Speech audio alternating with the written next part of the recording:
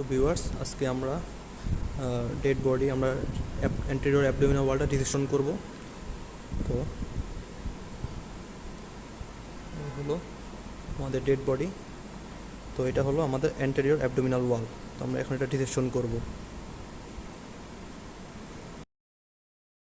Point আগে dissection point এটা হলো অ্যান্টেরিয়র অ্যাবডোমিনাল ওয়াল। ফার্স্টে এটা হলো lower margin of the costal ribs, পরে আপার নিচে হলো গোয়েন অফ দ্য ফোল্ড এন্ডোসোফিয়ালিক স্পাইন আর ল্যাটারালি মিড এক্সিলারি লাইন। ঠিক আছে, তো এখানে skin, superficial fascia, external oblique, পকেটের দিকে এক্সটার্নাল অবলিক, এটা উল্টা ডিরেকশন ইন্টারনাল অবলিক।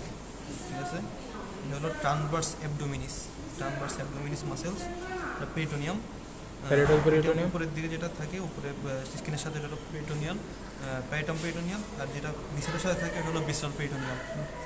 ঠিক আছে, এটা হলো rectus abdominis muscles with its content rectus sheath. Rectus abdominis muscles with its content rectus sheath. আর কিছু নয়, শেষ।